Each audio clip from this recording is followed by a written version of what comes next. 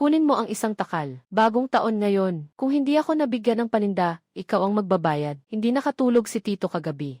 Nalinis na ang 3,000 gin. Sabi natin patas ang hasyan. Hintayin lang ng nanay ko ang pera para makabili ng gamot. Hatiin ang kita. Ikaw na mabahong sakim. Nagbabanggit ka pa ng hati sa kita. Ano?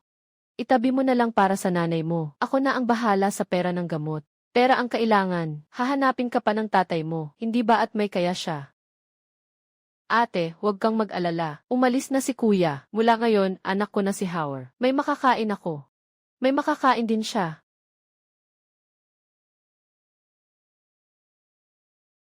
Ay, may nagwang. Maligayang bagong taon. Sapat ang sangkap natin. Puro halamang gamot at mahabang pagpapakulo. Kain ka lang ng kumain. Tito, ubos na. Magligpit na tayo.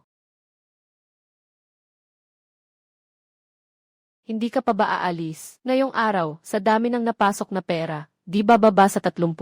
Tulad ng napag-usapan, 70% ang sa akin. Dapat 9,000 ang sa akin. Hintayin lang ng nanay ko ang perang ito para maligtas siya. Kaya ko lang nasabi iyon dahil naaawa ako sa iyo. Ikaw na ulila na, paano ka pa mangangailangan ng ganun karami? Bakit mo kailangan ng napakaraming pera? May 200 ka na lang. Mabagal ang takbo ng tindahan nitong mga nakaraang araw. Kunin mo muna ito para sa pang-araw-araw na gastos. Ang natira, ibibigay ko sa iyo sa susunod na taon. Nga pala, simula ngayon, wala na tayong kinalaman sa negosyo mo. Ang pinsan kong si Chen Jianmin ang kukuha bukas.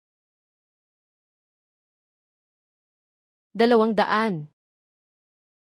Noong mga panahong nagsalita ka sa harap ng puntod ng tatay ko, ang mga salitang iyon, sapat na iyon kahit 200. Pinsan mo rin naman ako. Huwag ka nang banggitin ang tatay mo sa akin. Kung hindi lang ako, ang gumastos sa kabaong niya, hindi na niya maaabot kahit ang libingan ng ninuno. Anong klaseng pinsan ka ba? Inaako ko nang ang kapatid ang tatay mo, ano pa ba? 200 lang naman, hindi ba pera iyon? Akala mo ba madali lang kitain ang pera ko? Umalis ka na, Chen Dafiu. Ikaw ang nagsabi niyan. Baka pagsisihan mo iyan. Ang notebook ng timpla ng nilaga, iwan mo sa akin. Pag-aari iyon ng pamilya Chen, hindi sa iyo lang. Natimpla, sa loob ng 2 taon, hindi yung nakaupo ka lang dyan at nagbibilang ng pera. Ako ang nakaluhod sa harap ng kalan at nagbubungkal ng apoy. Hindi dahil gusto mong magtipid kaya kailangang palitan. Ako ang pumipigil para huwag palitan. Chen Dafiu, gaano karaming tubig ang nilalagay mo sa sabaw? Ni hindi mo alam. Ikaw pa ang nagsasabi sa akin. Ang timpla ay sa pamilya Chen. Chen Dafiu, ngayon ay bisperas ng bagong taon. Pinaalis mo ako nang wala pang hustong gulang. Ang utang na ito, tiyak na babayaran kita balang araw. Nasa 3 araw na ng bagong taon, dapat bayaran na ang upa. Kung walang pera, isara mo na ang tindahan. Bigyan mo pa ako ng 2 araw. Siguradong makakapuno ako para sa upa. Narinig ko na wala ka nang ang maayos na hanap buhay. Ano pa bang gagamitin mo para pambayad sa upa ko? Bumili ng karne. Magbukas ka ng isang kaldero ng sabaw na panluto. Noong araw na iyon, si Chen Dafu nagsalita ng maaga. Sinabi mo raw na ninakaw mo ang formula niya. Sino bang tatangkilik sa paninda mo? Ninakaw. Ako mismo ang nagsulat ng formulang iyan. Talagang nasa akin ang tunay na alam. Hindi daw bali, subukan ninyo ng libre. Si Chen Jialwei, ibinubulong. Ibinubulong lang. Ano bang kaugnayan mo sa pamilya ni Lao Chen? Noon, sa harap ko, ako ang nagluluto. Ngayon, ako na mismo ang gumagawa. Walang dagdag na gamot na halo. Puro totoong sangkap lang. Chen Jia Luwei. Chen Jia. Esan. Mas tama ang lasa nito kaysa sa nasa tapat. Bigyan mo ako nito, Chen Jia Luwei. Lalong kung magnanagnakaw ng formula ko. Ang lakas pa ng loob mong magpasikat sa teritoryo ko. May hiya ka pa ba? 2 taon nang nakatingga ang paninda mo sa tindahan mo. Bawat kaldero rito, ako ang nagluto. Akala mo, ano ang ipanglalaban mo sa akin? Tama ang lasa na ito. May kagat, hindi matabang at hindi maalat. Mga kuya, halika rito. Kuya, ang galing ng gawa mo, mas lamang pa kaysa doon sa tapat. Noon, bakit hindi kita nakita? Dati, ako ang tagaluto sa tapat. Hindi ako pinapayagan ng may-ari na gumamit ng dekalidad na sangkap. Kaya lumalabas na hindi sariwa ang kinakain. Sa loob ng 2 taon na ito, halos araw-gabi akong nagtrabaho para sa kanya. At ang resulta, pagdating ng bisperas ng bagong taon, binigyan niya lang ako ng 200 at pinalayas ako. Kuya, mula ngayon, araw-araw akong magdadala ng mga tao rito. Para tulungan kang tumayo ng matibay. Tingnan mo nga kung gaano sila kagarapal, tunay na ibinubulong lang. Ang mga hayop na ito. Tito, sa ilang araw na ito, ang tindahan natin araw-araw lalo pang lumalala. Bakit hindi na lang tayo magbaba ng presyo? Magbaba ng presyo. 10 taon na ang lumang tindahan ko. Kaya nitong talunin pati karitong kahoy. Pumunta ka sa malamig na bodega sa kanluran ng lungsod. Kumuha ka ng mas murang karne. Babaan mo ang gastos at labanan mo siya. Tito, sobrang mura ng karne na iyan. Baka panis na iyan. Noon, sinabi ni Chen Hao, kapag nakakain ng ganitong karne, nakakamatay iyan. Wala siyang alam. Sandali. Dalhin mo na dito ang binili mo, yung pampalakas na pabango na iyan. Dagdagan mo pa, para matakpan ang amoy panis. Tito, sobra na yata iyan. Wala akong pakialam niyan. Kung gusto kong mabuhay ang tindahan, kailangan ko itong gawin. Hindi ba mas mabango pa nga? Halaga lang yan, kaunti lang na pera. Ang kumag na si Chen Hao. Siguradong kumita siya ng malaki sa akin. Tayo ang pamilya rito. Totoong sangkap, totoong gawa. Masarap na, hindi pa mahal. Hindi na kailangan pang tikman. Araw-araw mo nang nilalanghap, pati bango na sasawa ka na. Dagdagan pa ng 2 buong manok. Tikman ninyong una. Kung hindi masarap, hindi ako magbabayad. Maghintay ka lang. Malakas na kaso iyan.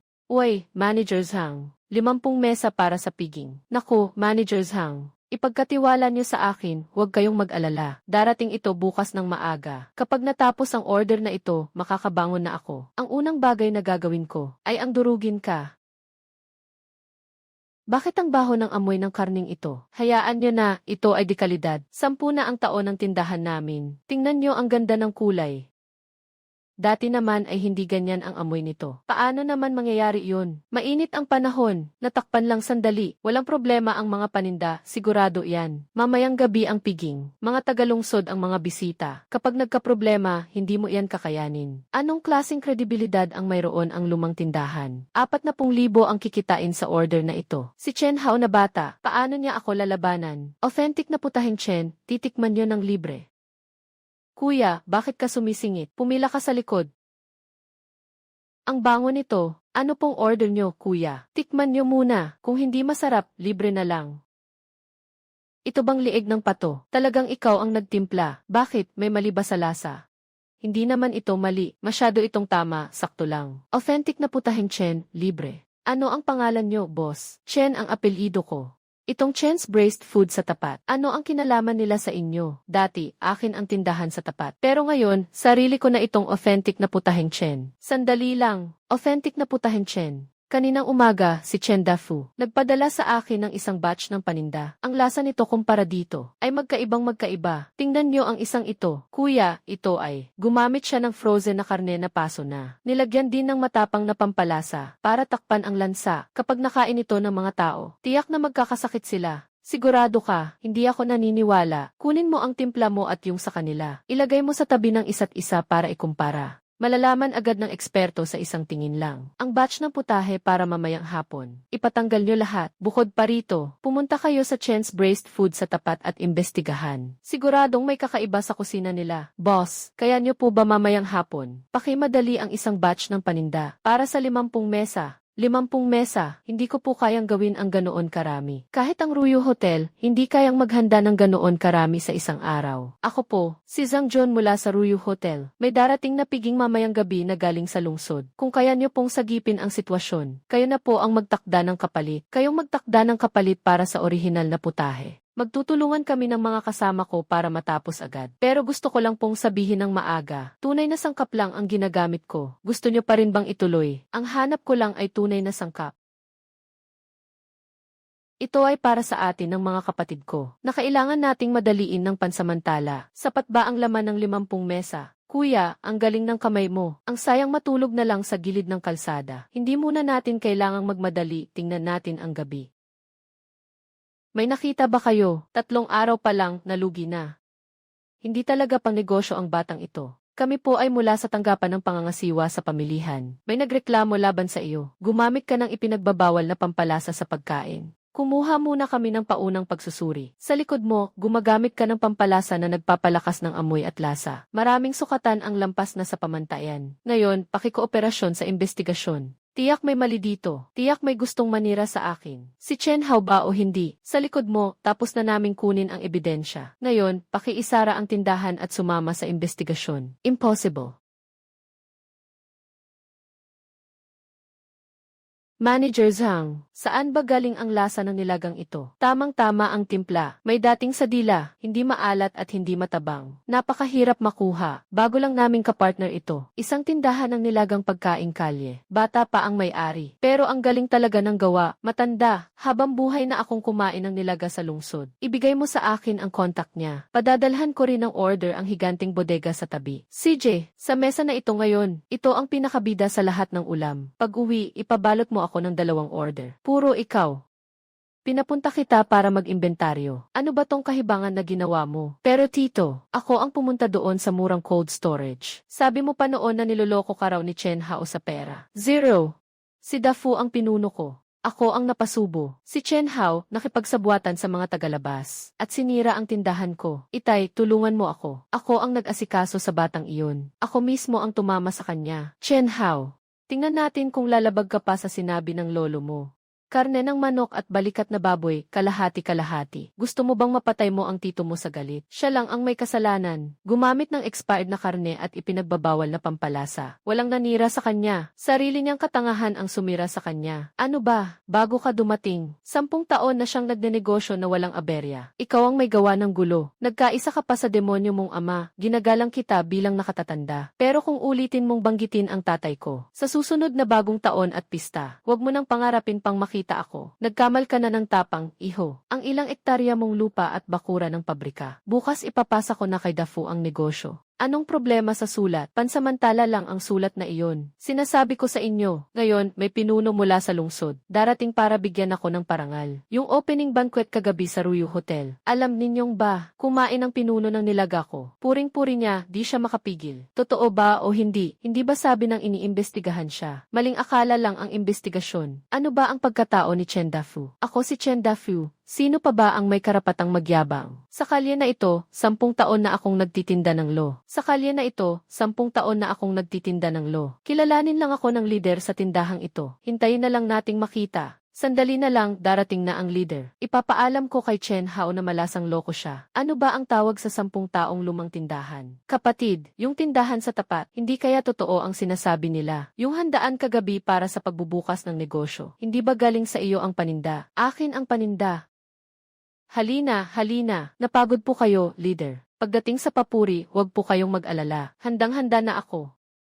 Chen Dafu, yung additive sa loob ng tindahan mo. Lumabas na ang report ng pagsusuri. 16 na beses lampas sa pamantayan. Pagmumultahin ka ng 45,000. Kanselado ang lisensya mo sa negosyo ng pagkain. Pirmahan mo na para kumpirmado. Ano? Hindi pwede. Hindi ba kayo nagpunta rito para magbigay ng parangal? Kayo ba ay? Kami ang mula sa management committee. Ano ang ginawa mo? Alam na alam mo sa sarili mo. Hindi po iyan totoo. Binihisan ako ng kasalanan. Manager Zhang. Nandito na kayo. Sabihin po ninyo sa kanila, yung panindang galing sa akin kagabi, di ba? Tungkol sa papuri, Chen Dafu, may gana ka pang magsalita. Yung batch ng panindang pinadala mo, nasa akin na ang report ng pagsusuri. Ipapadala ko sana mamayang hapon. Halos sinira niyan ang tindahan ko. Gusto mo pang umani ng kredito. Yung 50 mesa ng lo kagabi, siya ang nagpalaya sa kanila. Totoo ang mga sangkap. Bawat piraso ng karne ay sariwa. Kinuha noong araw na iyon. Ako si Ki. Halos masira na ang bibig ko kakasabi ng paulit-ulit. Ang bango ng loh mo kagabi, sobra. Sino ang nagturo sa iyo niyan? Ako lang ang nag-aral niyan. Noon, nasa na yon ang tatay ko. Ito ang pinakagusto niyang timplahin na lo. Nang mawala na siya, ako na ang nagpatuloy. Bawat kaldero, ako mismo ang nagtitimpla. Hindi kailanman gumagamit ng artipisyal na sangkap. Ako ang kumakatawan sa lumang tatak at sa samahan ng lo. Opisyal kong inanunsyo. Plake ng itinalagang tagapangalaga ng sikat na lasang ginseng. Plake ng itinalagang tagapangalaga ng sikat na lasang ginseng, Marso 22. Pleke ng itinalagang tagapangalaga ng sikat na lasang ginseng. Iginagawad kay Chen Hao. Maraming salamat po, Aling Cesara, Marso 22. Maraming salamat po, Aling Cesara, kumpanya ng Weiyu sa bayan ng Kaozu, Marso 22. Pero hindi ko muna tatanggapin ang plake na ito. Bakit? Lahat sa pamilya namin ay naniniwalang ako ang may kasalan sa pagpapalaya sa aking tito. Kapag tinanggap ko ang pleke, mapupurnada ang likod ko sa daldal ng mga tao. Hihintayin ko munang linawin mismo ng tito ko. Sino ba talaga noon ang nagpalaya sa akin mula sa tindahan? Sino noong bisperas ng bagong taon ang nagbigay sa akin ng 200 para lumayas? Ikaw na walang utang na loob. Saan ang plake? Ibigay mo rito. Unang maupo si Lolo. Maupo ka dyan. Sinira mo ang tindahan ng sarili mong tito. May mukha ka pa. Magbukas ng tindahan sa teritoryo ng pamilyang Chen. Ang pwesto na iyon, dyan sa loob ng tindahan ni Chen Dafu.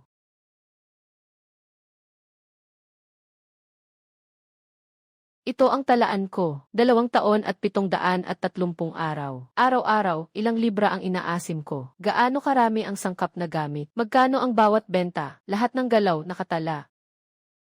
Noong Marso ng nakaraang taon, nagpasok si Chen Dafu ng mga pakpak ng manok na malamig na. 200 libra, 3.50 kada libra. 15 ang presyo ng benta. Tinanong ko siya, bakit hindi na lang kumuha ng sariwang paninda? Sabi niya, masarap pa rin naman kainin, hindi naman nakakamatay. Noong tag-init na iyon, nagsimula ng magkabulete ang sabaw. Gusto ko sana siyang pigilan. Sabi ko dagdagan ng 2 pirasong sili.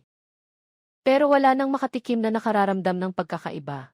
Noong bisperas ng bagong taon ng nakaraang taon, 3,000 libra ang inina ko. 30,002 sa benta. Binigyan niya ako ng 200.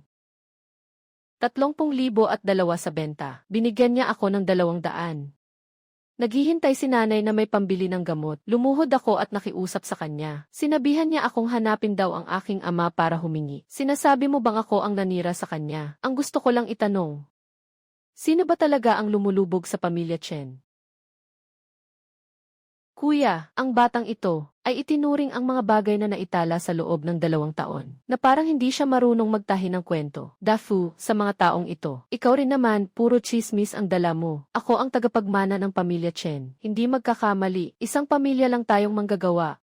Walang pinag-aralan sa negosyo, walang lupa at bahay na maipapamana. Araw-araw ka na lang reklamo ng reklamo. Anong gusto mong mangyari? Pamilyang Chen, pamilyang Chen. Lolo, hindi ba ikaw ay nabubuhay pa rin sa panahon ng king na nananaginip na maging malaking Panginoon? Ikaw na walang hiya. Matapang ka pang sumagot sa may-ari ng bahay. Ako na ang sasapol sa pesting tatay mo. Papaluin kita hanggang tumahimik ka. Linisin mo ang bahay. Hindi tama. Anong problema ni Hauzi? Hindi bagay ang sabaw na ito, Medyo maasim, masyadong mahalumigmig sa silong. Mukhang nasira na ang sabaw na ito. Ito ang pinakahalagang sabaw mo. 2 taon na itong inaalagaan, sira na talaga. Sayang, hindi na ako nakabili ng ref. Ibuhos na. Ibuhos na. Ito ang kabuhayan mo, Kung ayaw mo, bakit hindi na lang pagsamahin? Kahit anong asim pa niyan, hindi rin naman makakain. Hindi pwede. Ang inina ko, ako lang ang nakakakain nito bago ko maipakain sa iba.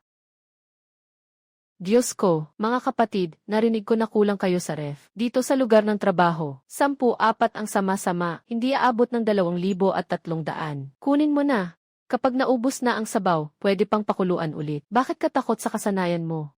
Nakatunganga ka lang, anong ginagawa mo? Tara na, bumili tayo ng ref. Kapag nagbukas na ang malaking tindahan, gagawin kitang unang kasosyo ko. Ayos na ba sayo? Palambutin muna ang sabaw bago ka magsalita. Huwag mo akong sisihin, huwag mo akong sisihin. Tito, hayaan ninyong ako ang gumawa.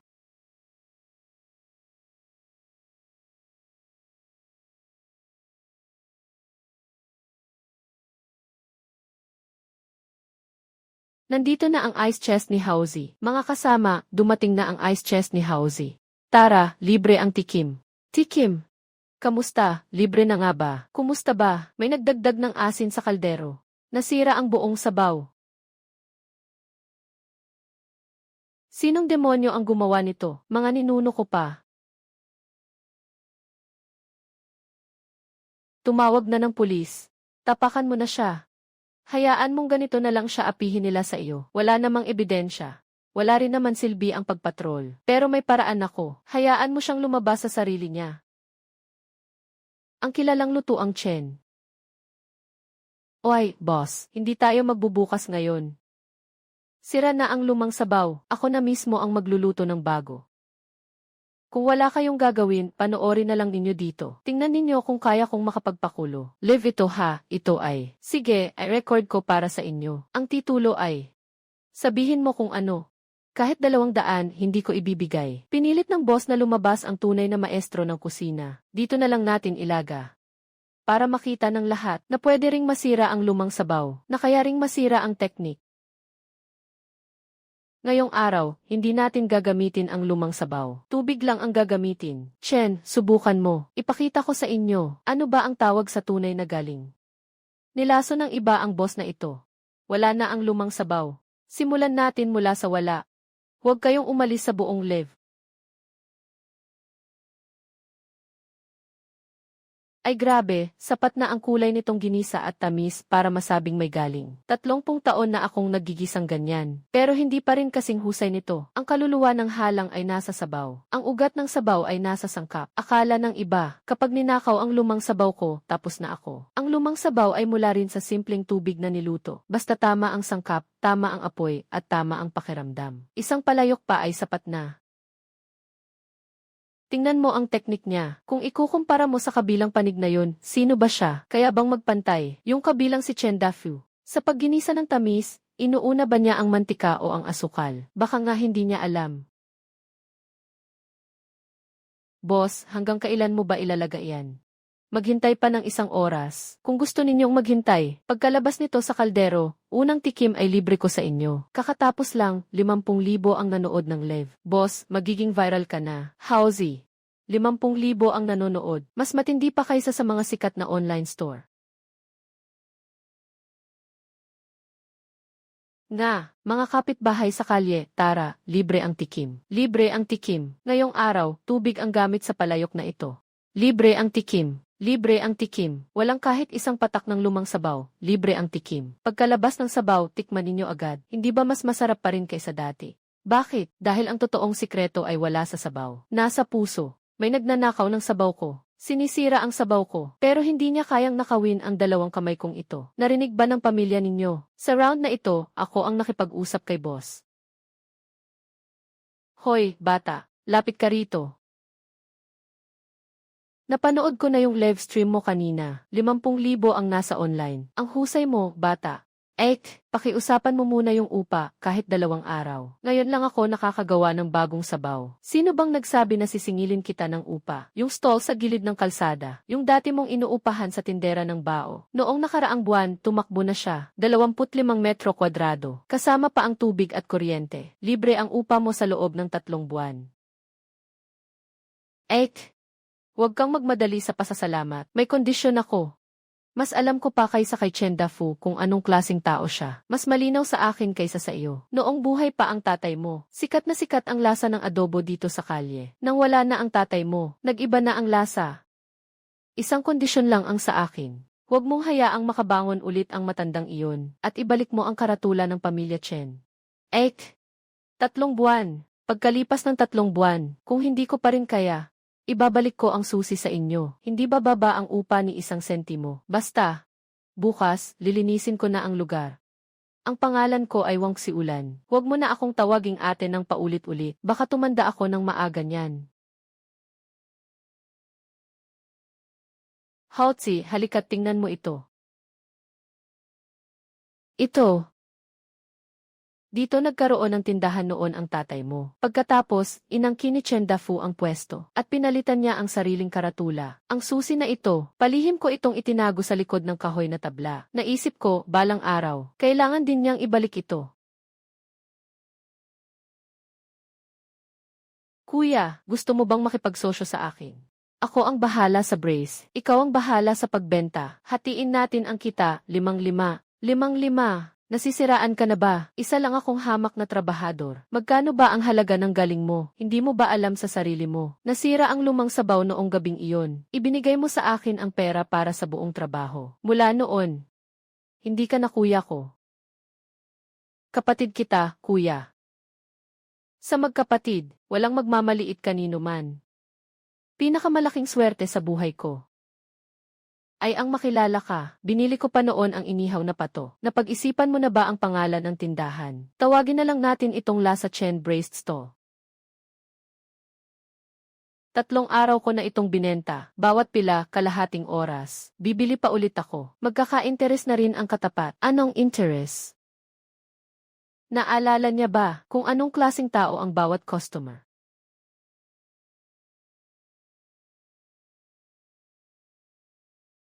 Sili, hindi galing sa hanyuan. Ang anghang na ito, may halo siyang 2 klase ng sili. Ano itong tamis na aftertaste? Asukal at rock sugar, mali. 16 na lasa. 7 klase lang ang nalalasahan ko. Ang dami na ba talaga ng nilantakan niya? Ano ba talaga ang nilagay ng batang ito? Hauzi. Yung nasa tapat, si Chen Jianmin. 4 na araw na sunod-sunod. Bawat punta niya, 7 o 8 ang binibili. Pagbalik ko, hindi ko siya nakitang kumain. Hindi mo ba kinatatakutang matuklasan niya ang sikreto ng lasa? 2 taon ko nang pinakukuluan ang sabaw na iyan. 16 na bersyon na ng timpla ang binago ko. Kung makapila siya at bibili ng ilang araw, malalasahan din niya iyan. Sa 2 taon na iyon, napagod ako ng husto. Sison ako. Dafyu. Mula bukas. Huwag mo nang ipadala ang mga paninda sa bahagi ni Chen Hao. Ako ang bahala sa lugi. 3 bayad ang ibibigay ko sa iyo. Isang kondisyon lang, lahat ng sariwang manok at itik sa kanlurang bahagi ng Jincheng. Bawal mong ibenta sa kanya. 4 na ulit. CJ.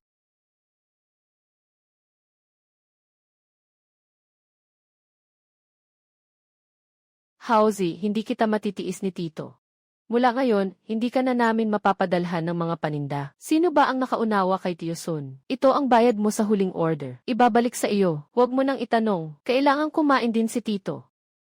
Huwag mo na akong ilagay sa alanganin. Salamat sa 2 taon.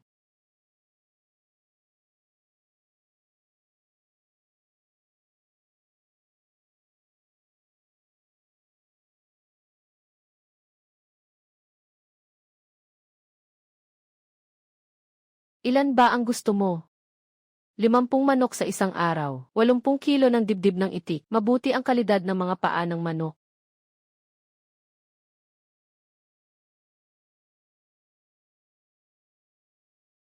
Ang isang ito, 9 na buwan pa lang, alaga sa bukid. Sa bakuran ninyo, 70% ay alagang kulungan. Yung nasa likod lang ang alaga sa bukid. Yung nasa likod lang ang kailangan ko. Anong ginagawa mo?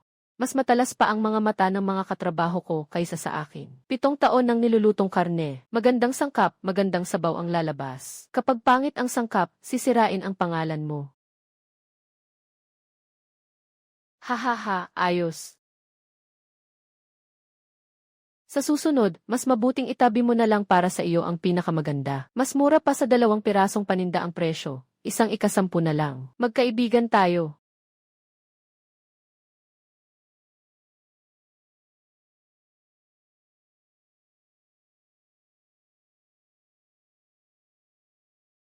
Ayos sa akin, ikaw. Boss, 2 nga ng ulo ng itik. Inspeksyon ng kalidad ng pagkain. Kasama ko ang kumpanyang ito. Walang lisensyang operasyon. Siguradong may problema sa kalinisan. Mabuti po sanang masuri ninyong maigi. Pakikibagay po sa regular na inspeksyon. Ito ang resibo ng aming biniling paninda. Pakikibagay po sa aming pagsusuri.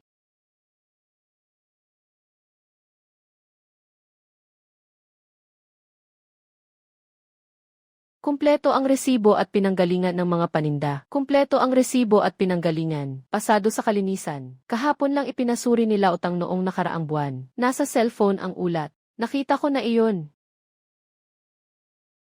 Ang kinasuhan mong tindahang ito, mas malinis pa kaysa sa tindahan mo sa kaling iyon. Tama.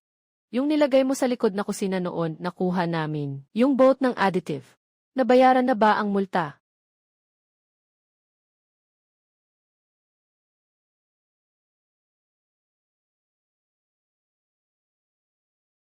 Kuya, gusto mo ba na ako na ang kumilos? Mga kapatid, maghintay muna kayo. Sa isang salita mo lang na bagay, hintay pa. Hintayin ninyong magpadala ako ng mensahe. Lahat, lakasan pa natin. Medyo luma na ang tindahang ito. Iniwan ito ng tatay ko. Nakatago sa likod ng kahoy na tabla sa loob ng 10 taon. Mga kababayan sa kanto, libreng tikim ngayon ng lahat ng luto. Bumili ka ulit kapag masarap. Hindi masarap tapos ako pa ang sinisigawan mo sa harap ng lahat. Sandali lang, huwag kang mainip. Meron naman, meron naman. Yung tiyuhin mo, yung pabrika ng additive. Naimbestigahan na rin. Hindi na kami magbebenta niyan sa susunod.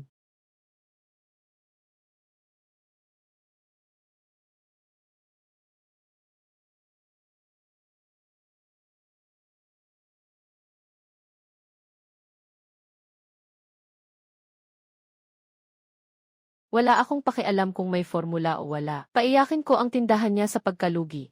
CJ, tandaan mo, pagdating mo sa tindahan, sabihin mo lang, mga profesional pala kayong magkukunwari. Sana sinabi mo agad, pare. Sa usaping ito, eksperto kami, kuya.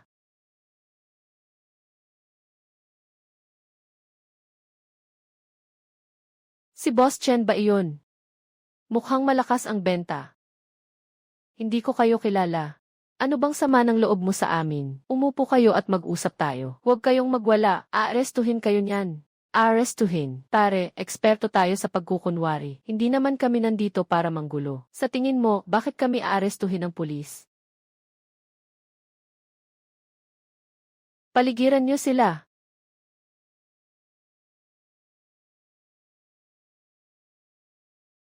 Chen Dafiu. Alam na alam ko na ikaw. Pag may nangyari, ibebenta mo ako. Makinig ka ng mabuti. Ako ang nahuli, mga tao ko. Nasa natitirang paninda mo na. Naibigay ko na ang gamot. Kaya pang pakuluan pa ang sabaw. Hindi naman kalakihan ang lugi.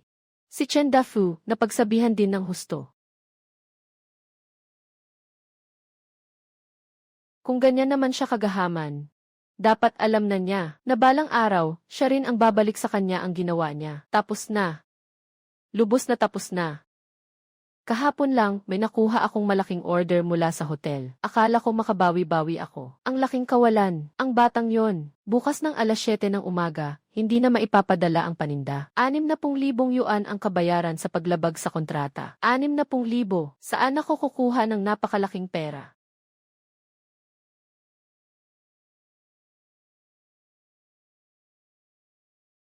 Chen Hao. Takas na naman siya. Tiyuhin, wala na talaga tayong magagawa. Kung hindi maipapadala ang batch bukas, kailangan kong magbayad ng 60,000. Kasalanan lahat ng batang iyon na ubod ng tuso. Sinira niya lahat ng paninda. Alam ko, alam mo.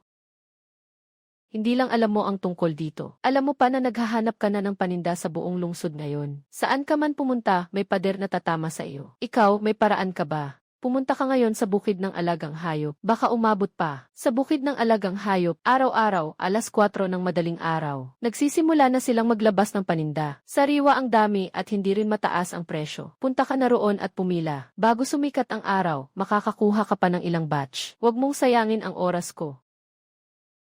Pera, walang pera. Mag-isip ka ng paraan. Ninanakaw mo ang paninda ko para takpan mo ang sarili mong butas. Ang leksyon na ito, dapat ikaw mismo ang magbayad.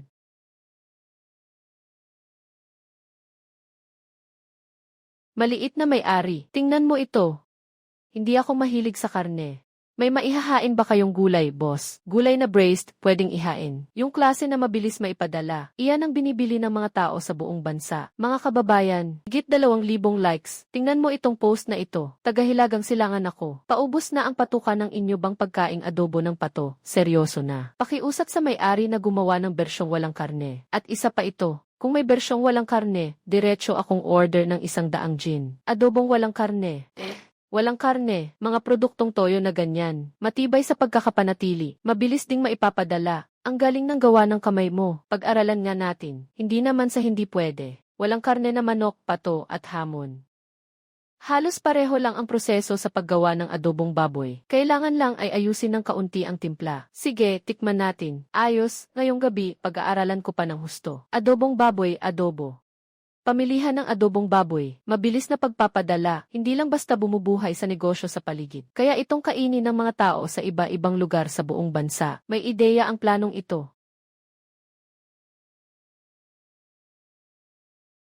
Daan at 28. Kumusta naman ang sa inyo? Sinabi ng may-ari na mataas na presyo lang daw siya magbibigay ng paninda. Magkano ba ang mataas na presyo? 3 ulit na ang taas mula sa dati nating kuha na presyo. 3 ulit. Bakit hindi na lang niya agawin? Tinanong ko na ang ilang supplier. Pagkarinig nilang urgent ang order, sabay-sabay silang nagtataas ng presyo. Walang ni isa ang pumapayag na magbigay sa atin sa normal na presyo. Kung ganoon, kukunin na natin ang kanila. Pero ang pera, utang muna. Gumawa ng promissory note. Bukas na ang delivery ng paninda. Bayad na lang natin pagkasahod ng kita. Hindi gusto ng may-ari. Ayaw niyang pumayag sa utang. Ang cute naman. Isa-isa silang naghihintay. Iniisip mo bang pinagtatawanan kita? 600,000. Kung hindi mabuo ang paninda, babayaran mo ng 600,000. Wala nga akong 6,000 na mayaabot ngayon. Noong una, ibinigay sa akin ni Chen Hao ang isang notebook. Nakasulat doon ang napakaraming supplier. Pero ni isang pangalan, hindi ko naitsek. Kung noon pa iyon. Tapos na, supplier na rin sana siya. Chen Dafu. Ihatid ang paninda ng alas 7. Malapit na mag-alas 6 ngayon. Nasaan ka na? Manager Wang, pwede bang paluwagin pa ng ilang oras? Nandito pa ako, pinagpapawisan para makumpleto ang paninda. Palugit, alam mo ba kung saan ko dadalhin ang batch na ito? Saan ba? Sa pinakamalaking chain hotel sa lungsod. Grand opening nila ngayon. 10 o higit pang may-ari ng mga kainan. Nakaabang lahat dito. Alam ko, pero sobrang kapos talaga sa paninda. Kaya nga dahil kapos na kapos. Kaya 3 araw pa lang bago ang petsa. Kinontak na kita. Anong pinagkakaabalahan mo nitong mga nakaraang araw? Tulong na, Manager Wang. Ilang oras lang. Kaya ko itong tapusin. Sinasabi ko sa iyo, Chen Dafu. Alam mo kung gaano kahalaga ang order na ito. Malinaw naman iyon sa isip mo. Kung magdudulot ka pa sa akin ng abala, 600,000 danyos. Ni sentimo, hindi pwede ang bawas. Ikaw na ang bahala dyan. Paano ba naman? Alas 6, may 1 oras pa. Kulang pa ng 1 katlo ang paninda. Tapos na, talagang tapos na.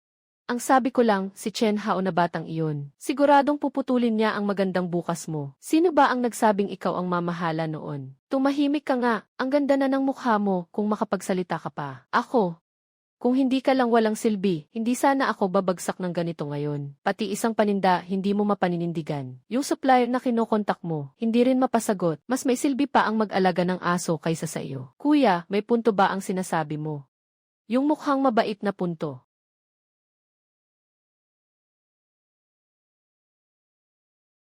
Ay, saan ka pupunta? Sabi ni tatay, tama siya.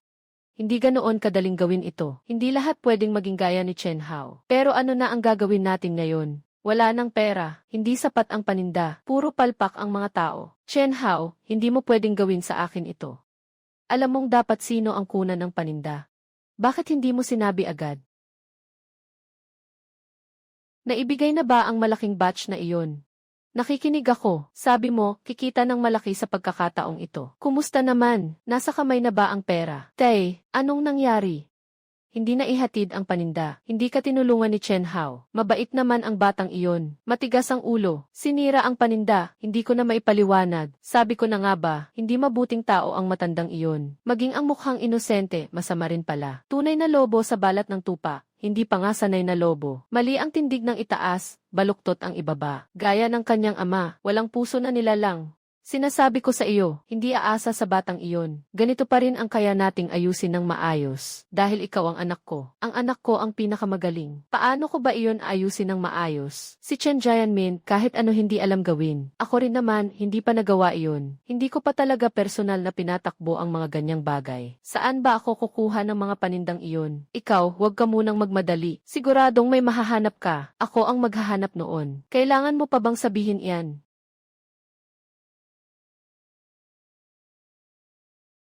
Yung libro. Iniwan iyon ni Chen Hao noon. Sariwa ang stock, pinakamura ang presyo. Sariwa ang stock, pinakamura ang presyo. Araw-araw ang katay, araw-araw ang benta. Araw-araw ang katay, araw-araw ang benta. Labas ng alas 4 ng madaling araw, labas din ng alas 4 sa hapon. Sariwa ang stock, pinakamura ang presyo. 41 tianjihang, Cheng sila uzhaw na bukid ng pag-aalaga. Sino man sa industriya ng karne, Cheng sila uzhaw na bukid ng pag-aalaga, numerong 347, 1,230, 807, 11.2, 153. Cheng sila uzhaw na bukid ng pag-aalaga. Araw-araw ang katay, araw-araw ang benta. 31, industriya ng karne, araw-araw ang katay, araw-araw ang benta. 31, 186, 1,049, araw-araw ang katay, araw-araw ang benta, 4 na wangsyon, urgent na karne at balat. 174, 175, diretsong linya, araw-araw ang katay, araw-araw ang benta. 37, liyanle na ulo ng baboy, 177, araw-araw ang katay, araw-araw ang benta. Bilang 17, Dadaang Road, Dongli Road, numero 3, Dacheng Road, numero 17, Bukid ng Pag-aalaga. Pinapunta niya ako sa Bukid ng Pag-aalaga. Tito, bukas, punta tayo sa lugar ni Chengxi. Tingnan mo muna ang bukid ni Lao Zhao. Bakit ka pupunta sa bukid? Tinanong-tanong ko na rin ang negosyong ito. Araw-araw, alas 4 ng madaling araw, palengke agad, benta agad. Sariwa, medyo mas mahal, basta maayos ang kalidad, ayos na. Ikaw na mismo ang pumunta. Nagkasundo na ako bukas sa isang sugalan. Kakastart lang natin ngayon. Ang hindi stable na supply, malaking bawal yan. Maghanda ka ng ilang mapagkakatiwala ang supplier. Kung sakali, kapag may isa dyan na nagka-problema, may panlaban tayo. CJ, tama ka. Sige, puntahan mo na. Pagbalik mo, sabihan mo lang ako.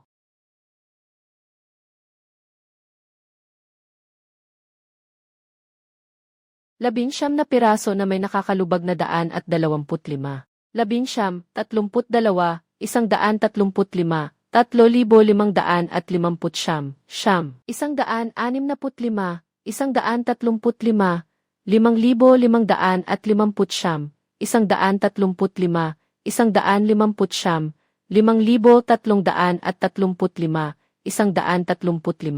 3,550. Hoy, si Laozang Bayan. Ako si Chen Dafu. Bago nito, nakipag-ugnayan na ang pamangkin ko sa inyo. Ang pamangkin ko ang unang nakipag-ugnayan sa inyo. Kay Chen Hao. Hoy, Boss Lee. Ako nga. Dati na akong kumuha ng produkto sa inyo. Pero hindi ako mismo ang nakipag-ugnayan. Ang pamangkin ko si Chen Hao. Hoy, Kuya Liu. Pwede bang pakitulong? Kailangan ko ngayon ng isang batch ng paninda. Pwede bang mauna muna akong pagkalooban? Ha? Wala ka na ring paninda. Kailan ka makakapag-supply ulit? CJ, sige, bukas ng tanghali pupunta ako doon at titingnan. Salamat po.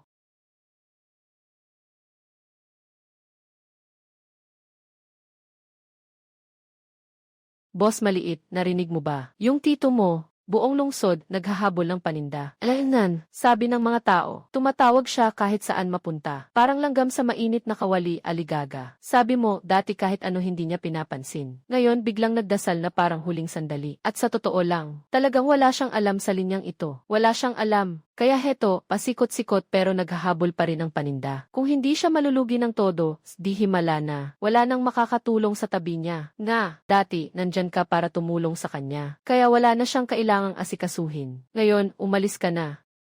Puro wala nang pakinabang ang nasa tabi niya. Wala ni isa na pwedeng sandalan. Ay, Boss Maliit, hindi ko sinasabi na. Bakit ka ba ang husay pero wala namang napapala? Parang pera at tubig lang ang kita mo. Talagang sablay ang mata ni Chen Dafu. Itong ganitong, mahal na pamangkin niya, itinaboy niya. Hindi ko nasasabihin yung mga ginawa niya. Busy tayong lahat.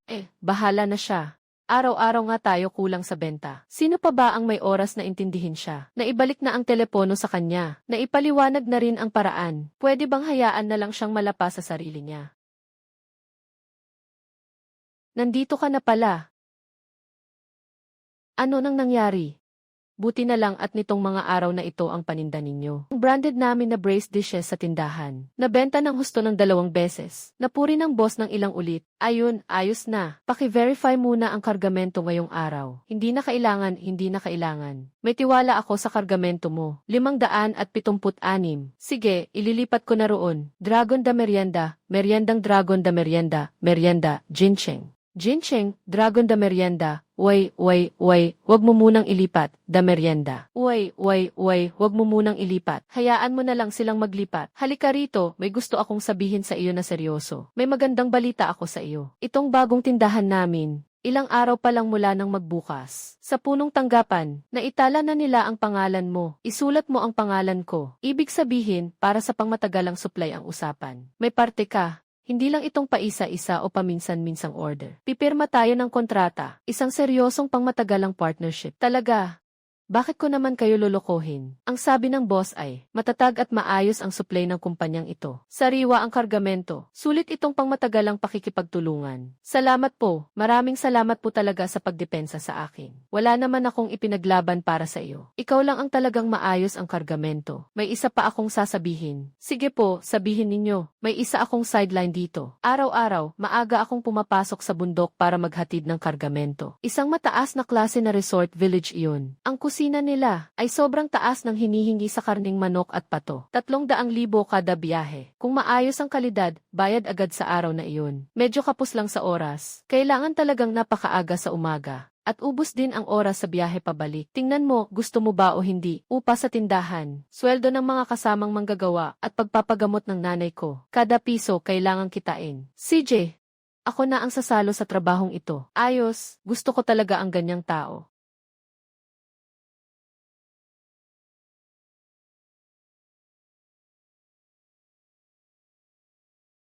Kargamento. Nakaayos na lahat ng kargamento. Nasa sasakyan na. Bakit ikaw ang dumating? Nasaan si Chen Hao? Iyong.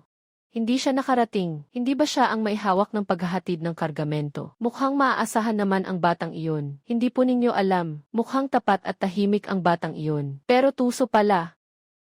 Kilatisin ng tao, hindi lang ang mukha. Dito, dito, dito. Unahin ninyong i-check ang kargamento.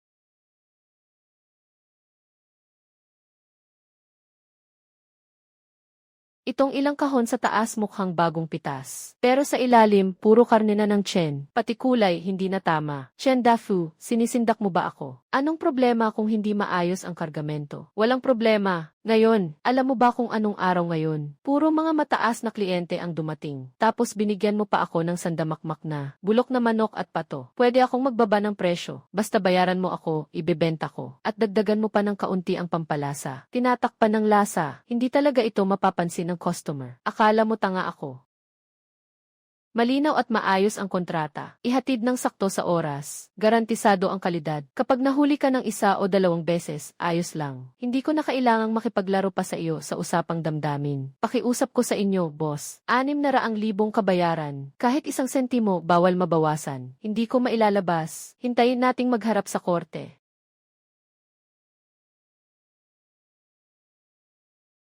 Hoy, Lolo, Chen Hao. Gusto mo bang ipahamak si Tito?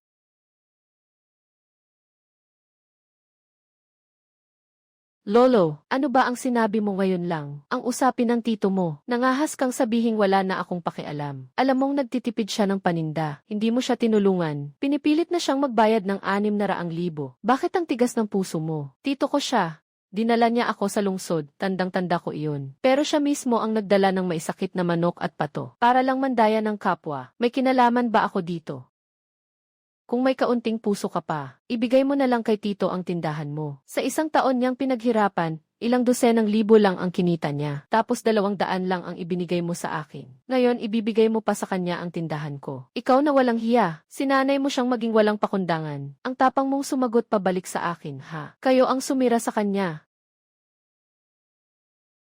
Siya, naglalakas loob pa siyang ibaba ang tawag ko. Ang hambog na iyon, talagang ibinababa pa ang tawag ko. Sinabi ko na sa iyo, huwag kang magbigay ng kaunti lang. 200 lang, bitin pa rin. Kung wala kami, hindi siya aabot sa ganito ngayon. Matandang ito. Matagal na sanang napahiya ang pamilyang ito dahil sa iyo. Utang ng anak mo ngayon ang 600,000. Ano pa ang ipambabayad mo? Ngayon na maihawak kang pera. Pumunta ka kay Chen Hao at humingi ng tawad sa kanya. At hayaan mo siyang tulungan si Dafu. Ayusin na natin ang problemang ito. Pangarap lang iyan. Ako pa ang magpapadala sa kanya ng pera. Impossible. Kung ganoon, panoorin mo na lang si Dafu at magpasampa siya ng kaso sa korte.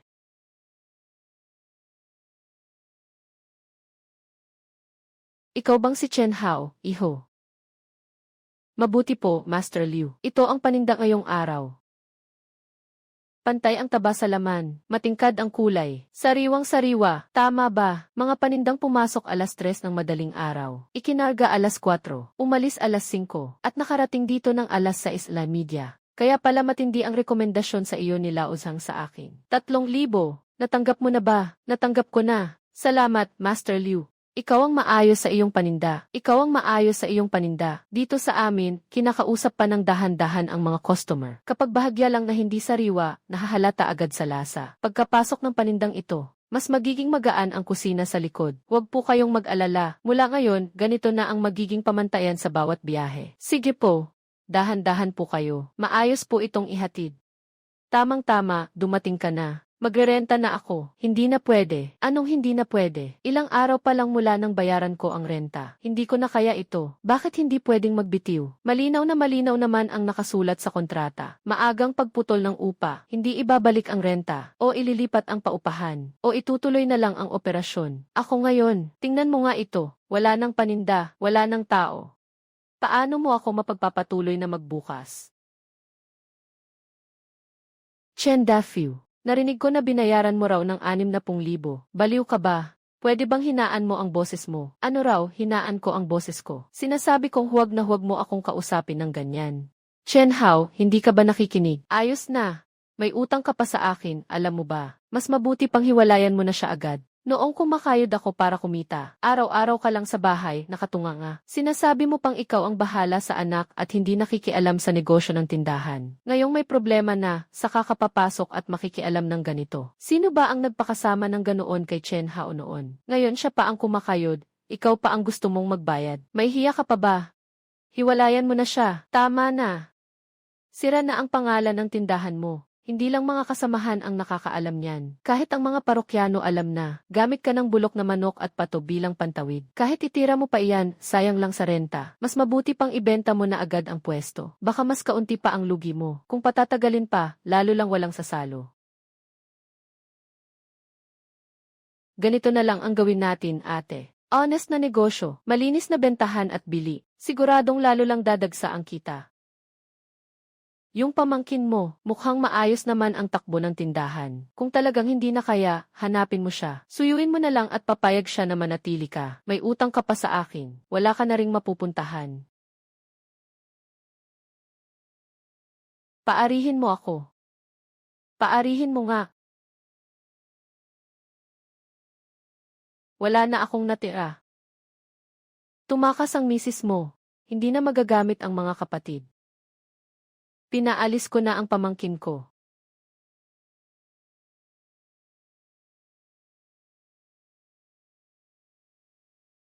Boss, araw-araw ang dami ninyong paninda. Paano mo maubos iyan? Huwag kang mag-alala, hindi pwedeng hindi maubos ang paninda nila. Araw-araw siguradong kulang pa ang benta. Totoo ba iyan? Isang buwan na akong bumibili rito. Kahit dumating ako ng mas huli ng kaunti, wala nang matitira.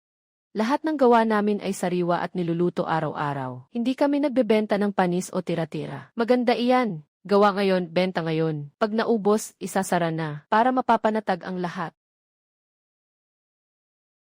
Mga kaibigan, narinig ba ninyo? Ang mismong may-ari ang nagsabing sariwa at niluluto araw-araw. Hindi siya nagbebenta ng matagal ng tira. Kaya pala ako nandito para magmatsyag sa tindahan. Totoo nga ang sabi sa internet tungkol sa tindahang ito. Napakahirap pala sa pila. Tingnan ninyo ang taong ito. Salamat sa pagtulong sa promosyon.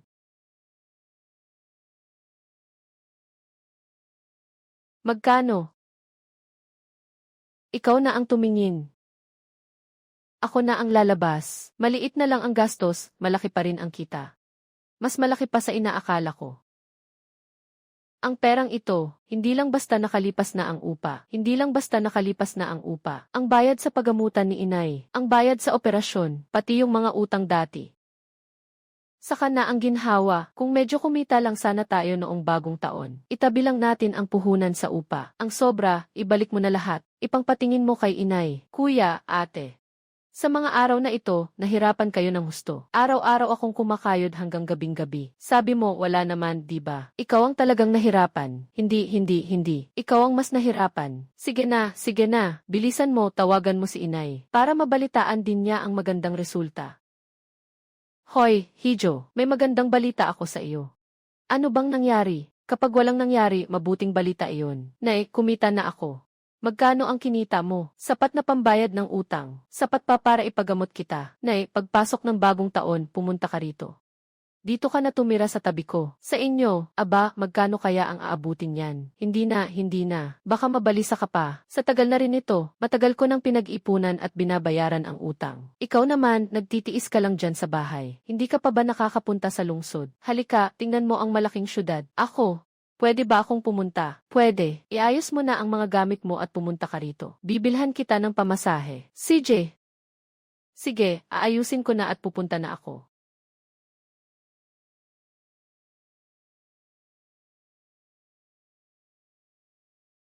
Tay, Nay.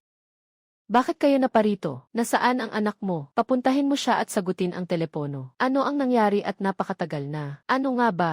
Ang tiyuhin ng anak mo, may utang na siyang isang buong bahagi ng negosyo. Nagpapakawalang alam ka pa riyan. Tay, ang ginawa ni Dafu ay sarili niyang gulo. Ikaw pa ba ang tatay ko? Bilang tao, hindi pwedeng sobrang mawala ng konsensya. Pasok ka muna, malamig sa labas.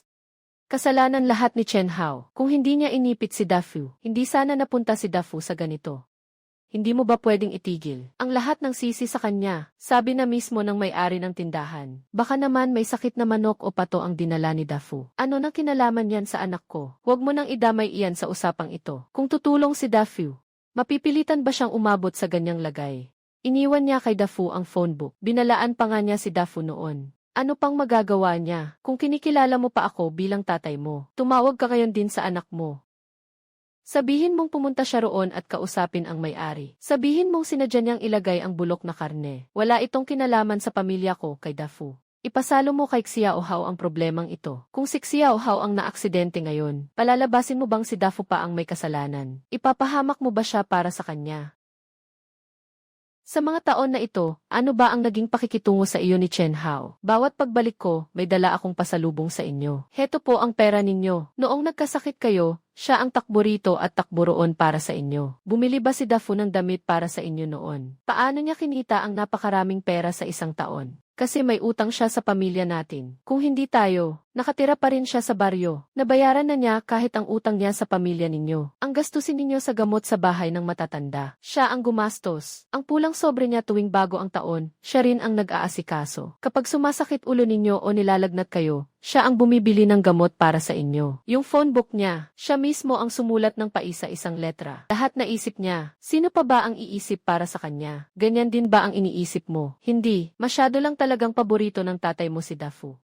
Ano nang sabi mo? Sinasabi kong paborito mo siya. Kahit sino sa bahay na ito, kita naman kung sino ang may paborito. Si Dafu ang nagbukas ng tindahan, pero ikaw ang sumalo sa gastos. Nagbukas ng tindahan si Chen Hao. Sabihin mo, parang walang utang na loob siya. Si Dafu pa nga ang nagbayad. Pinapasalo mo kay Chen Hao ang bagyo. Saan ka makakakita ng ganyang katuwiran? Ginawa ko iyon dahil kanino ba, wala ka nang pinapaboran. Sinasabi ko sa inyo, matanda, matagal na sanang pinahiya at pinagalitan ang pamilyang ito. Kunin mo na agad ang pera ngayon, at hanapin mo si Chen Hao. Hayaan mo siyang tumulong na ayusin ang problemang ito. Kalokohan. Ako pa ang magpapadala ng pera sa kanya. Impossible.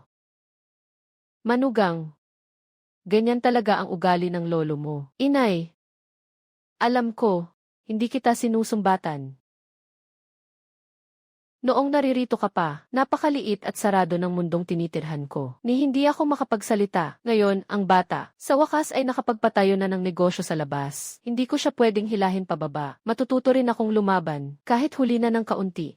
Pero hindi pa huli ang lahat. Dafu, ikaw, bakit ka naging ganyan? Tay, bakit po kayo nandito? Hindi naman po ako pwedeng hindi pumunta. Nasaan po ang asawa ninyo? Wala na, bakit? Sabi niya, may utang daw ako sa kanya na kalahating dako. Kaya hindi na pwede. Nilinaw na ang usapan.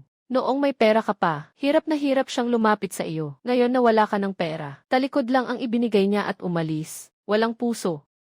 Yung kotse mo, ibenta mo muna ang kotse para mabayaran ang ilang utang. Pinaalis na niya ang kotse. Tay, 300,000 na ang pumasok sa account. Pare, huwag ka munang magmamadaling maglipat. Hayaan mo muna silang lumipat. Kuya Liu, may buhay pa. Naalala mo pa ba ang sinabi ko sa iyo noong nakaraan? Iyong kapatid na gumagawa ng mabilisang pagkain at braised pork. Nakaset na raw siya roon.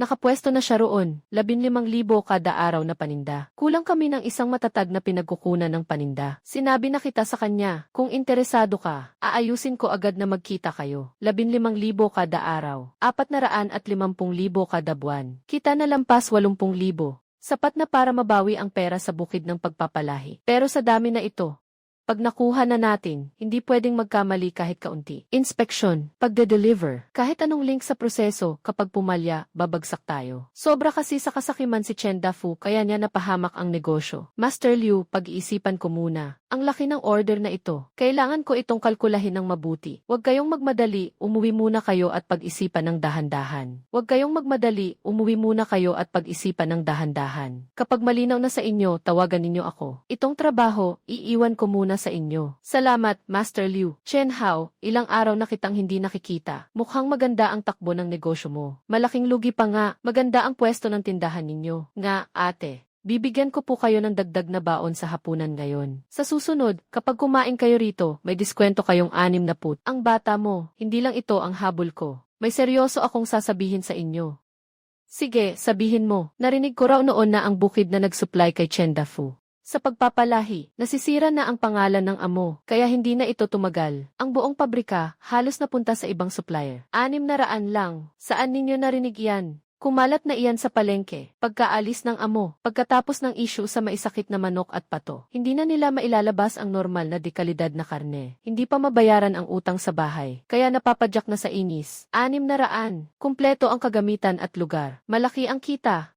600, magkano na lang ang hawak ko ngayon? Kailangang may itira pa para sa takbo ng tindahan, at pambayad pa sa upa. Kailangang may maitabi rin para dalhin si nanay sa doktor. Pero kung kukuha ako ng bukid ng pagpapalahi, parang direktang pagputol na rin sa kapital ang malaking bawas. Kay Liu Hai, ang order na 15,000 kada araw. Masigurado na, kung isusugal ko, babalik ang utang, at kikita pa ako ng malaki. Kapag natalo ako, wala na talaga akong babalikan. Pero ayokong maging katulad ni Chen Dafu. Hindi pwedeng hindi ako sumugal. Hindi bumabagsak ang pera mula sa langit. Nasa harap ko na ang pagkakataon. Sige, susubukan ko. Noong una, nagkamali ako ng pasya. Dahil sa payo ng tiyuhin mo, ibinenta ko ang mga may sakit na manok at pato. Sino bang mag-aakala na tuluyan nitong sinira ang pangalan ko? Ngayon, kahit gaano pa kaganda at kasariwa ang karne. Kapag inilatag sa mesa, kapag nakita ng mga customer na galing sa akin yan, aalis agad sila. Hindi na nila titingnan kahit isang sulyap. Matatabunan na ako sa utang. At halos hindi na mabayaran. Hindi rin sapat ang sahod ng mga manggagawa. Ang mga paninda na nakatambak sa bodega. Dahil hindi maibenta, marami na ngang napapanis. Talagang wala nang magagawa. Wala na tayong magagawa kundi mag-isip. Ibenta na lang ng palugi ang pabrikang ito. Kahit mabawi ng kaunti, kahit kaunti lang. 600,000 kasama na lahat ng gamit dito. Kumpletong kagamitan, kasama na ang lahat ng lisensya at kwalifikasyon. Buong buo, pwede mong isa-isang tingnan ang mga kagamitang ito. Yung mga testing machine, pati ang mga truck panghatid sa cold storage. Lahat iyan pinalitan lang noong nakaraang taon. Bago pa ang hitsura, kung hindi lang nangyari ang sigalot na ito. Sa normal na presyo sa merkado, ang pabrikang ito ay di hamak na mas mahal pa. 1,050,000. Totoo ang sinabi niya. Sinuri ko rin kanina, maayos ang maintenance ng mga kagamitang iyon. Halos 80% ay bago pa. Noong nakaraang taon lang din nilagay ang cold storage. Kumpleto at may bisa pa ang mga permit at dokumento. Mukhang magandang pagkakataon ito na makapulot ng mura. Pero ang butas nito, sa pinakaugat, ay dahil, noong una, ibinigay niya kay Chen Dafu ang may sakit na manok at pato kaya nagkaproblema. Sa madaling sabi, si Chen Dafu ang unang nanloko sa kanya. At sa huli, nadamay pati siya at nalubog din. Ganito na lang, boss. Magbibigay muna ako ng 10,000 deposito sa inyo. Ang natitirang pera, pag napalabas ko na ang loan dito, isang bagsakan kong babayaran sa inyo. Sige, napakaganda niyan. Kung nakinig lang ako sa payo mo noon. At hindi ipinagpilitang ibenta ang mga problemadong karne. Hindi sana umabot sa ganitong kahantungan. Boss, ayusin mo na ang mga papeles na kailangan. Pakiayos na lang sa loob ng 2 araw. Ang lahat ng ipapasa sa akin. Ayusin ng malinaw ang paglipat. Ang natitirang mga bagay, hindi mo na kailangang alalahanin pa. Ako na ang bahala. Ang stroke ay kailangang gamutin ng matagal. 1 taon pa lang ang gamot, aabot na sa 10,000. Maghanda na ang pamilya. Ano ang basehan niyan? Ano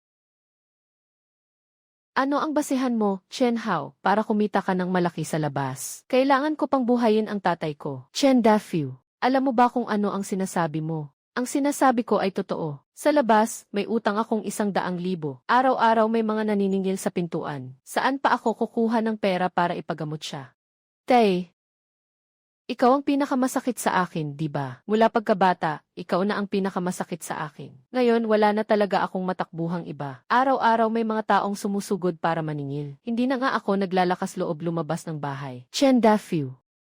Ang pera ng tatay mo, lahat ibinuhos ko na sa pagbubukas ng tindahan para sa iyo. Ngayong araw na ito, ikaw lang ang walang ibang inisip kundi ang sariling interes. Ano pa ba ang gusto mo ngayon? Noong binilhan kita ng mga damit, hindi ba masaya ka rin naman noon? Kung tutuusin na pag-iwanan ko na, ang perang ito, kung para sa pagpapagamot ng tatay ko. Tayong dalawa na lang ang magtitiyaga sa hanging panghilaga. Piliin mo na lang ang sarili mo. Ako ang bahala sa buhay ko. Kayo rin, ayusin ninyo rin ang buhay ninyo. Dahan-dahan lang sa pagbukas. Huwag mong galawin ang hagdan sa kuryente.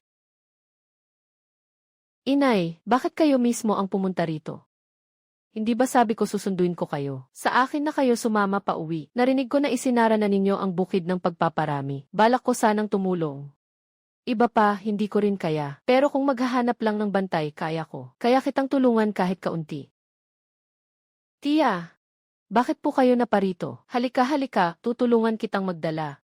Mabuti po, tiya. Talagang mahusay ang anak ninyo.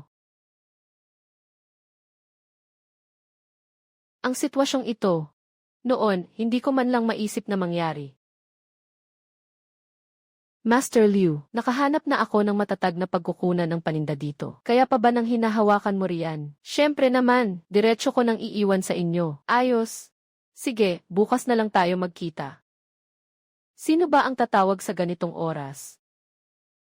Magandang araw po, kamag-anak po ba kayo ni Lolo Chen? Ako po, ang lolo ninyo ay isinugod na sa tahanan para sa matatanda. Hindi iniwan ng pamilya ang eksaktong impormasyon ng makokontak. Maghapon kaming naghanap bago namin nakuha ang numero ninyo. Sino ang nagpadala? Isang lalaki. Ang pangalan ay Chen Dafu. May ilang buwan na siyang hindi nagbabayad ng utang. Iniwan lang ang peking numero at umalis. Isa pa po, ang kamag-anak ninyong si Chen Dafu. Nabalitaan lang namin. Nagtatago siya sa utang sa labas at natunto na siya ng mga naniningil. Tapos, habang tumatakas, nadulas siya. Nahulog siya mula sa hagdan. Nabali ang isang binti. Nasa ospital na siya ngayon. Pero wala siyang pambayad ng deposit sa ospital. Chen Hao.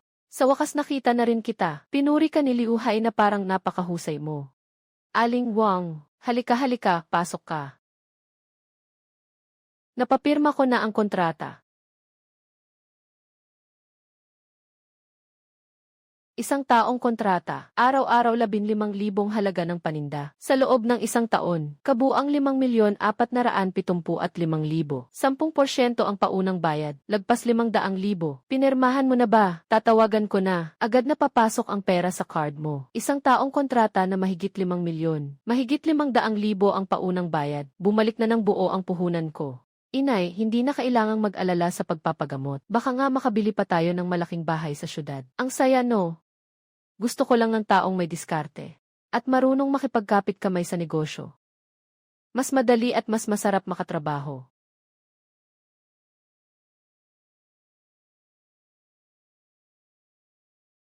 Inay, nabalitaan ko na ang taong naniningil kay Chen Dafu. Nakabali ng isang binti. At ang lolo ninyo ay dinala rin niya sa tahanan para sa matatanda. Ilang araw lang walang abuloy si Dafu at hindi na niya pinansin. Ngayon naghahanap ang tahanan para sa matatanda ng makapag-aalaga. Dinala ni Chen Dafu ang tatay sa tahanan para sa matatanda, para makaiwas sa utang. Nabali ang mga binti.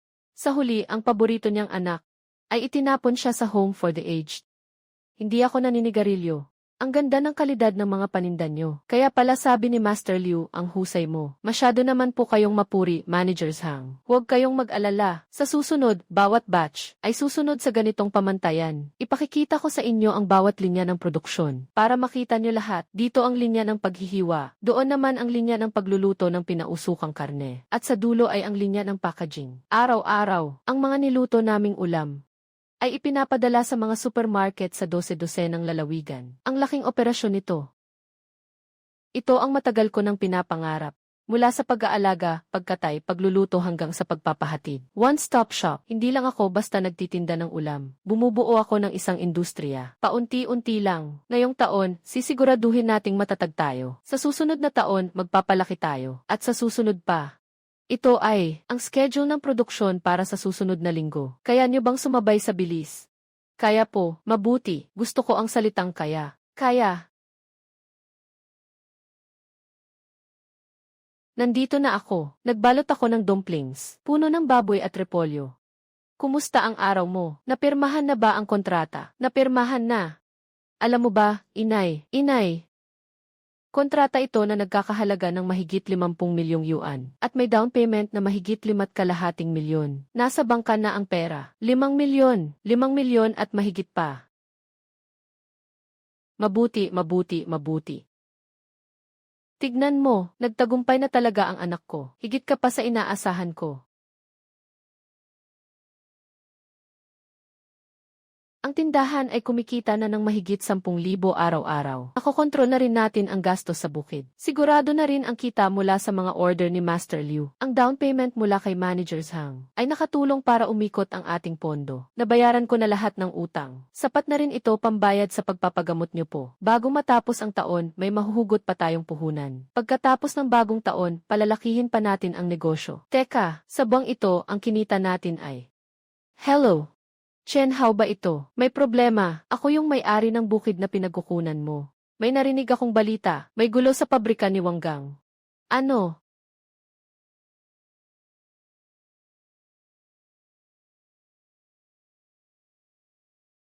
Ang karne ng mga manok na ito, base sa pagsusuri, ay may mga ipinagbabawal na kemikal. Ang pabrika mo ay kailangang ipasara agad para sa investigasyon. Chen Hao. Ano ang nangyari? Hindi ako ang gumawa nito. Isa sa mga procurement manager ko ang gumawa nito. Palihim nilang pinalitan ang pinagkukunan ng supply. Hindi ko alam. Ipinagbabawal ang pagpapatakbo dahil sa kontaminasyon. Kailangang ibalik lahat ng produkto. Paano na ang bayad sa mga produkto? Maibabalik pa ba natin ang utang? Hoy, accounting ba? Suriin mo agad, yung pabrika ni Wanggang, yung down payment na binigay nila sa atin noon. Kaya bang dumating ng normal ang bayad? Boss, na-check ko na kanina. Na-freeze ang account nila. Hindi mo nagagalaw ang down payment na iyon.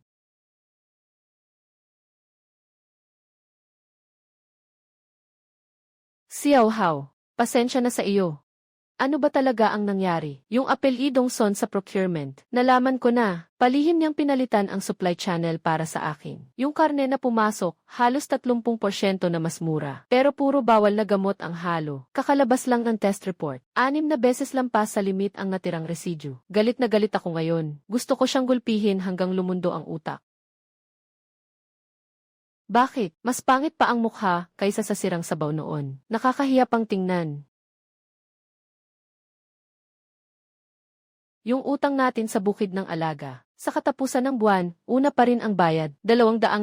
Yung cash na kaya ko lang ilabas ngayon, hindi pa aabot sa 80,000.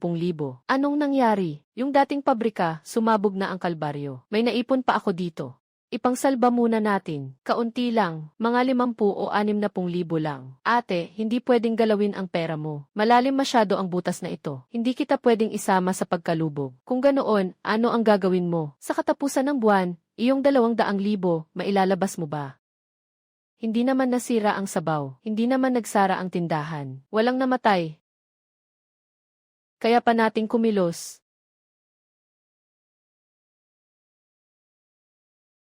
Tay, masyado ba akong nagmamadali? Parang hindi ko na maayos ang sarili ko. 200 na lang ang natira. Salamat po, si Rayong Arroya, Abril 24. Kuya, simula ngayon, araw-araw akong magdadala ng mga tao rito. Hindi pwede. Hindi ako pwedeng matulad kay Chen Dafu.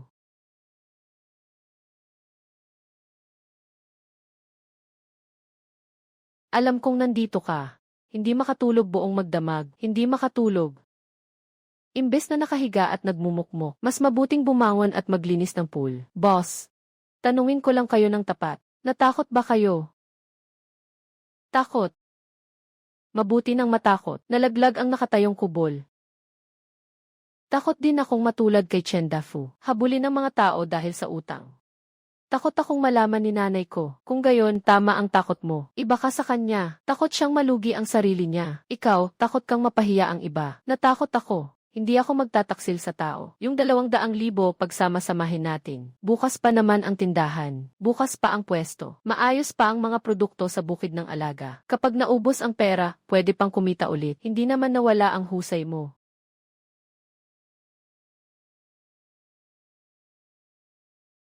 Hoy bata! Yung sinabi ko noon tungkol sa ilang may-ari ng kainan, naasikaso ko na lahat para sa iyo. 4 na negosyo, lahat ay may kadena ng mga hotel. Matagal ko nang inaalala ang hindi matatag na supply. Ibinigay ko sa kanila ang paninda mo para matikman. Sabi niya mismo sa mesa habang kumakatok, kukunin ko na ang supplier na ito.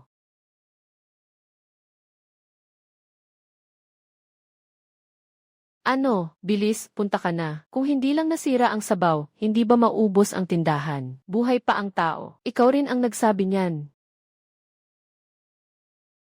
Pagbalik ko, magpapamiting tayo. Anong meeting? Reunion? Ganun ba? Yung ilang supplier na gusto ngayon sa atin. Sabi nila, magpa-advance order muna. Sa ngayon, medyo bumubuti na ng kaunti. Pero sahod lang sa tubig at biyahe lang din ito. Xiao-hao, di mo ba pwedeng magpahinga muna? Sa bandang bukid ng mga alaga, ako na muna ang bahala. Ayos lang ako. Gusto ko lang kumita para maipagamot si mama. Gusto ko lang talagang makabangon. Pero tuwing may konting tagumpay, may kasabay na ganitong problema. Parang tadhana ba ito? O masyado lang ba akong nagmamadali? Si Chen Dafu, ganito rin ang nangyari sa kanya. Hinahabol siya ng mga pinagkakautangan. Nagtatago siya sa inuupahang silid. Ayaw niyang magbukas ng pinto. Ako rin, ganito na rin ang kalagayan. Mama, gabing-gabi na, pupunta ako ngayon para bisitahin si Lolo. Sabi raw sa bahay ampunan, kulang pa siya sa bayad para sa pagkain at alaga nitong buwan. Sabi ng staff, kung hindi pa raw mababayaran, ililipat siya sa mas masamang kwarto. Tapos may isa pa, kaibigan daw dati ng tatay mo. Narinig niyang nangyari sa amin ang mga ito. Kaya pumunta siya sa tindahan ngayon. May maitutulong ba ako? Pero sa tingin ko, matitiis ko pa naman. Anak, huwag ka ring bumagsak. Naiintindihan mo ba?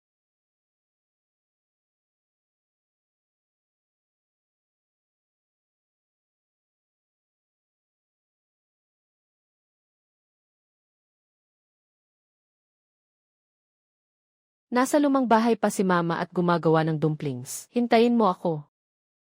Kasama ko si kuya manggagawa. Matagal na akong ganito.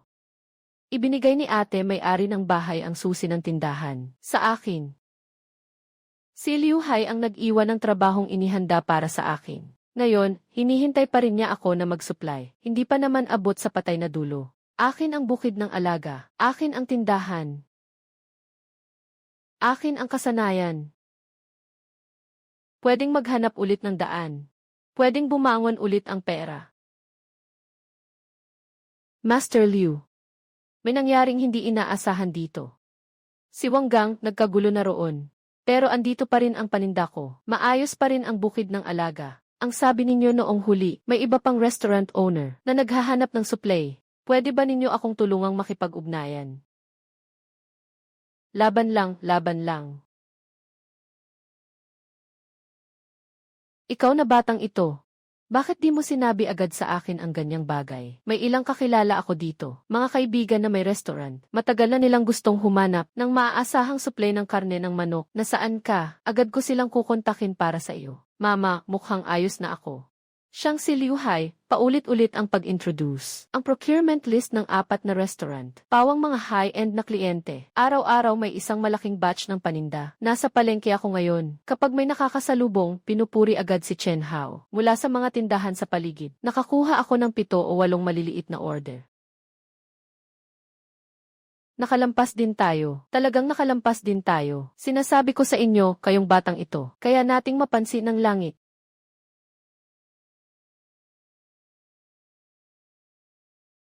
Mga kuya at ate. Kung wala kayo, hindi ko kakayanin. Ay! Ano nang ginagawa mo? Ma!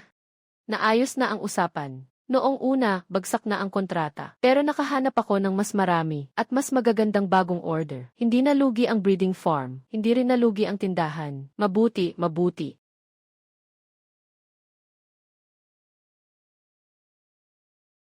Phew, ma, nandito na. Ay, nandito na. Kumusta po, tita? Sa wakas, nakarating ka rin. Pasok ka. Malamig sa labas.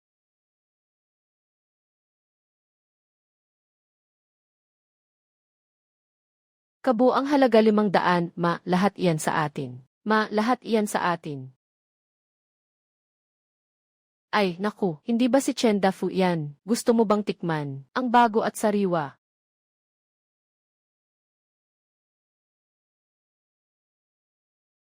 Akala ko akin na yon. Sige na, ang sinasabi ko, ano pa ng silbi? Hindi naman nakakain ang bagay. Ito ang lutong halo-halong lasa. Tatay ni Hao, naiintindihan ko na. Ilagay mo sa loob ng bag ang business card. Kung gusto mong magtrabaho, tumawag ka bukas. Wala naman. Ma, pumasok ka na. Malamig sa labas.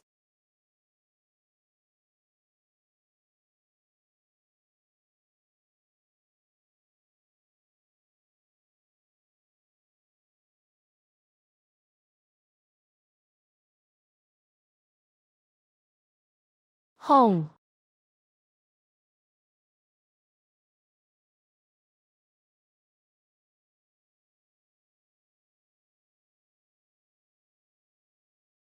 Narito na. Nasa aparador ang uniforme sa trabaho. Tandaan mong hugasan ng mabuti ang mga kamay ng 3 beses bago ka pumasok para magtrabaho. Ang manok. Gupitin ng bahagyang pahilis. Para pantay at mas maayos tingnan. At sa apoy, hindi pwedeng pabaya. Pagbukas na ang kaldero, hindi pwedeng basta patayin. Kailangan pang pakuluan ng 5 minuto para sumuot ng husto ang lasa. Tito Dafu, dati kang maihawak ng luto. Sakto, ikaw ang gumupit nitong kaldero ng manok at subukan mo.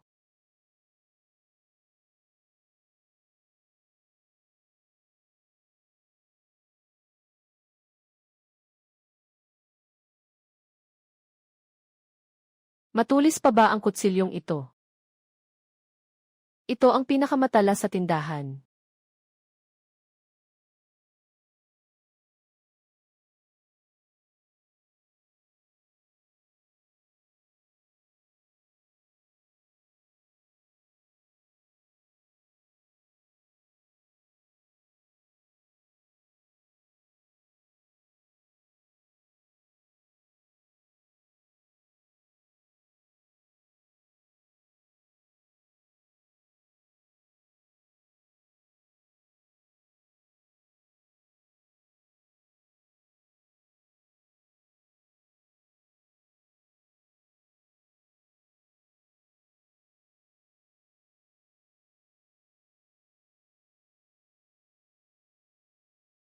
Wala akong kilala rito.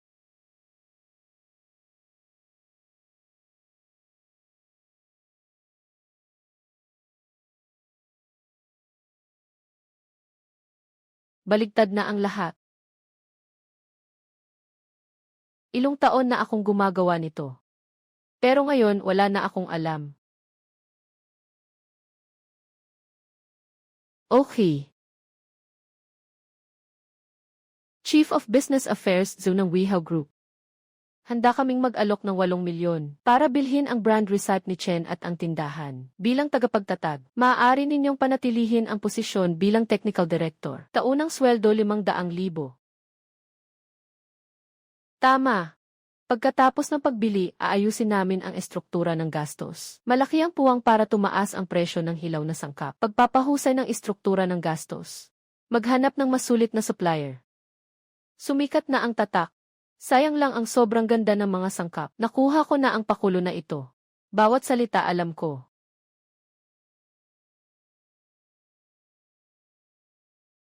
Huwag kang magpirma. Sino ka ba? Pagpapahusay ng estruktura ng gastos. Palit ng murang karne. Una, frozen na karne ang pinalit. Tapos, bulok na karne na ang ipinalit. Pagkatapos, may hinalong gamot pa. Tinahak ko na ang landas na ito. Sabi niya 500,000 ang taunang sahod. Ganyan din ang sinabi ko noon kay Chen Hao. Nagsabi lang ng mabuti ngunit kulang sa gawa. Sa huli, 200 lang ang ibinigay. Chen, ang taong ito, bawat salitang sinabi niya, nasabi ko na rin. Bawat isa.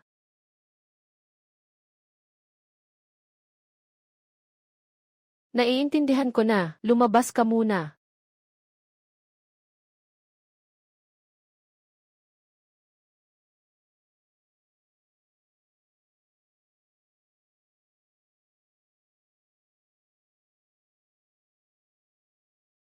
Hauzi.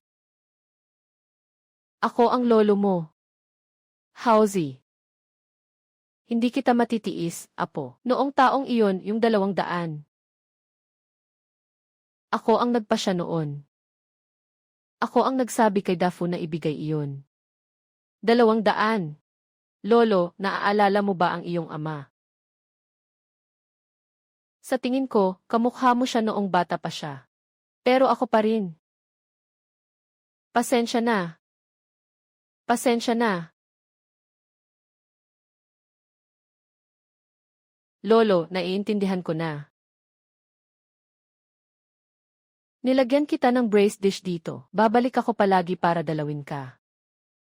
Ang tatak ay sa inyo na. Ang timpla ay sa inyo na rin. Ako na ang magiging teknikal na direktor. Sa madaling sabi, palit ng murang karne lang iyon. Hindi ako pipirma sa kontrata. Gusto ninyong paka na lang ako. Sige, ako ang susunod. Labas, mga traidor na negosyante sa Jincheng. Paninirang puri, lantad at bastos na paninirang puri. Masyadong mabagal ang pagreklamo sa pulis. Pakanlive. Hindi tayo magbebenta ngayon. Ipakita ko sa inyo, paano ginagawa ni Chen ang braised dish niya. 8 sentimo 4 na halaga. 6 na yuan sa balat ng kahel. 10 yuan sa strawberry. 3 yuan sa puting liryo. Alin ang labag sa patakaran? Nasa resipe ang mga iyon. Nasa resipe ang mga iyon 16.1. 11, bawat proporsyon ay nakatala. Kung gusto ninyong ilabas, huwag kayong matakot na masilip. May nagsabi na dati, pinalayas daw ako noon. 200 lang ang meron ako noon. Sa tingin ninyong, ang taong nagpatayo ng negosyo gamit ang 200, mauuto sa dagdag na sangkap para lang mapahamak ang sarili niya. Kung gusto ninyong magpasuri, bahala kayo. Bukas ang kusina sa likod ng 24 na oras. Pang-19 na lasa. Ano? Pang-19 na lasa ng resipe. Ano ang huling sangkap? Hindi mo naman talaga alam sa lahat ng ito. Kapag sanay ka na, sasabihin ko sa iyo, matulog ka ng maaga, bukas may trabaho ka pa. Pang-19 na lasa, wala na bang pakialam kung alam mo o hindi? Ang paggawa ng pagkain ay nasa puso.